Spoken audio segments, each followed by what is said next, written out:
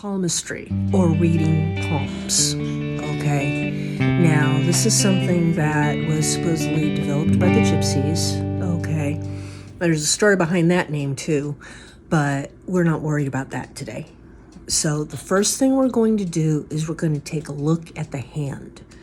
Traditionally, this is read on the left hand. Okay, not the right hand, the left hand. Now, in Oriental cultures, though, it is for men you would read the right hand, and for women you would read the left hand. Okay, so there's a cultural difference there. So try to pay attention to that too. Okay, now the first thing we're going to do is we're going to take a look at the hand, and what you do is you have the person first hold out their hand.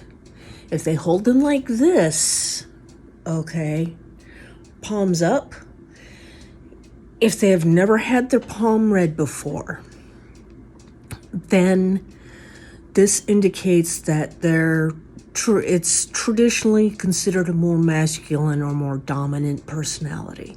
Okay, if they hold their hands out like this, that's considered a more passive or more feminine personality.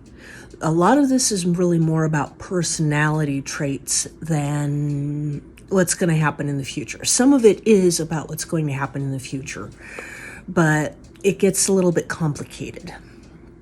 Now, you can also tell a lot about health and various other things from reading the palms and taking a look at the hands. So then the next thing you want to do is you want to have them take their hand, okay, and have them bend it back as far as they can. Okay, the further back you can bend indicates the more flexible the personality is, the more open to different ideas. Okay, you do have a tendency to see as people get older, they tend to lose some of that flexibility, which traditionally speaking, as people get older, they can tend to be a little less open to new ideas, new ways of doing things, okay? Once again, a lot of this is personality traits. Now, the next thing you want to do is you want to take a look at the fingers, okay? Now, this is almost an idealized hand, because what you want to do is you want to see how straight it is between the different joints. Between this joint to here and then to here, it's almost perfectly straight. Like I said, almost idealized. Now, one thing that you'll see sometimes is you'll see hands or fingers that are more like a jagged line, okay? The worse that is, sorry to say, the more unstable they are, okay? Once again, personality traits. I have met some people that's the way their hands were, and so long as everything is going perfectly in their way and you don't disagree with them on everything, they're fine. But when it starts to not work out in their way, then that's when you end up getting some of the backlash. And like I said, it's reflected in the hands. I saw someone who it was when I was in high school, and they were in high school, and this person, his hands looked like every single finger had been broken. Okay, even though it hadn't, that was just the way his fingers were. And so long as everyone cooperated with him and did exactly the way he wanted things to go, he was fine. But as soon as anyone stood against him, as soon as someone told him no, as soon as someone said, no, I don't think we should do this, then the instability started to show up. Okay, so that's something to keep an eye on. Now, something else to see is you take a look at the fingernails. Now, each fingernail should have a little half moon that's white. Okay, that is good. If you happen to see a half moon that is not white, that is indicative of can be some pretty severe intestinal issues. Okay, so just starting off with these things, you can be pretty darn impressive on talking with people on palmistry. Then what you do is you take a look at the fingernails and you press down, okay, kind of firmly, okay, because you want it to go white and then you want it to come back to pink. If it does not come back to pink pretty quickly, okay, that is indicative of anemia. Can sometimes be severe, okay. Now, then what we're going to do is we're going to take a look at the thumb. Now, I know this one says will and logic. It's mislabeled, okay. This is actually will, or, well, this is actually emotion, and this is logic, okay. Because what ends up happening is if this is perfectly balanced, which means the same distance for the lower part of the thumb from the joint and the upper part of the thumb from the knuckle up, then that means it is balanced. And what that means is the emotion is controlled by the logic, okay? They work together. If you happen to see someone that, oh, my mistake. Okay, back up, rewind. Anyway, the top part is the emotion. The bottom part is the logic. Okay, like I said, mislabeled. It threw me off. I'm so used to just doing this that I don't. Anyway.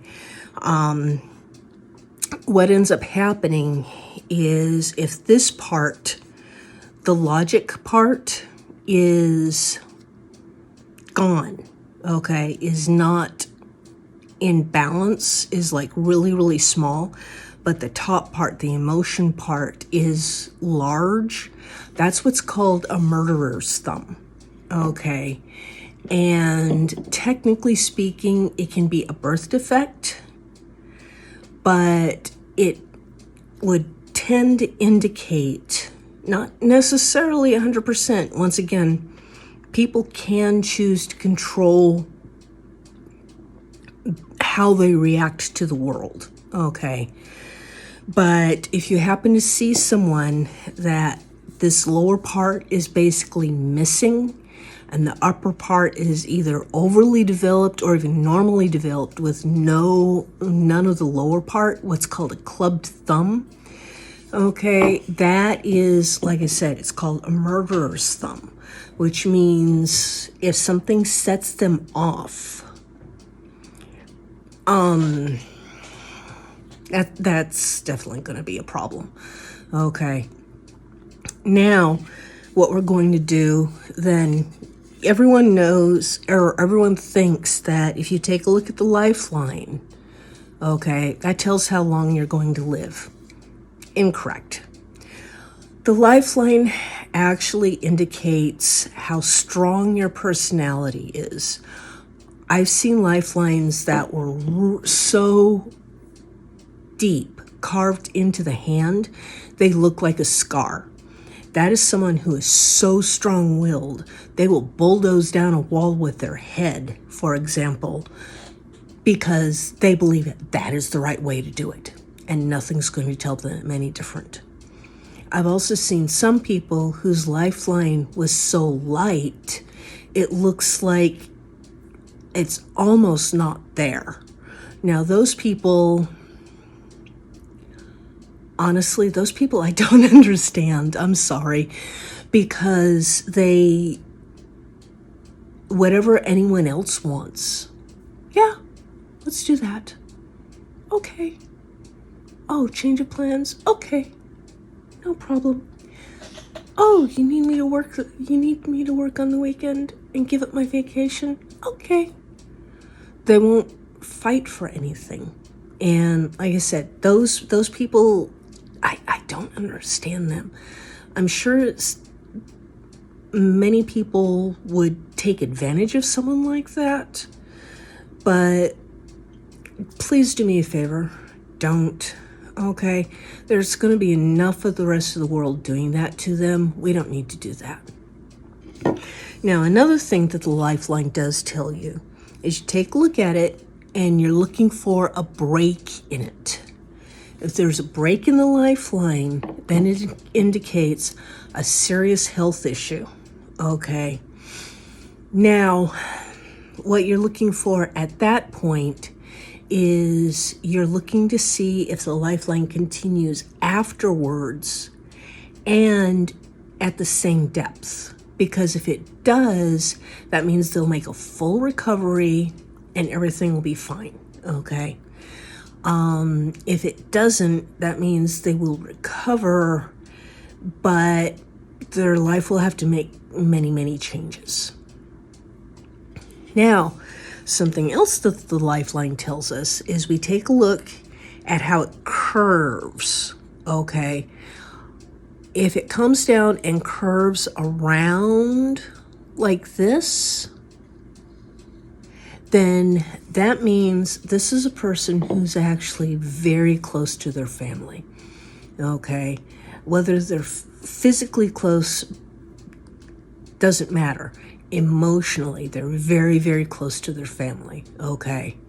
Now, if you happen to want to set out on your own and not have to constantly be visiting the relatives and having them visit you, then you don't want someone with that, okay? I mean, they will be very loyal to the family they build with you, but their entire family will be very much involved, okay? This can be a good thing or this can be a bad thing. It depends on what you want, okay?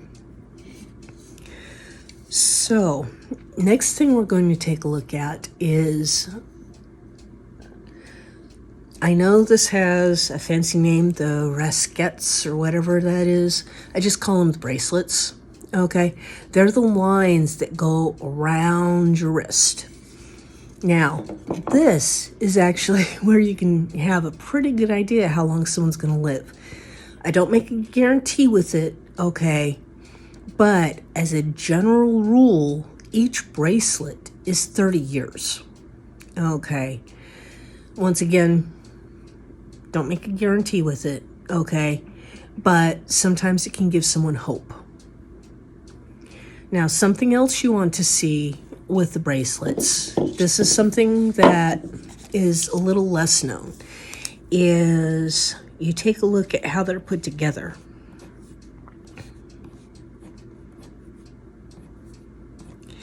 If it looks something like this, okay, then we don't want to say anything additionally about that.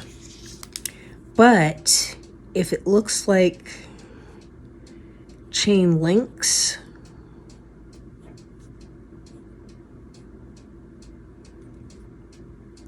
or a link of X's, sorry, I'm drawing this out so I can show you what I mean. Okay, chain links or link of X's, that is actually very good news for them, because that means something that they are willing to work on, okay?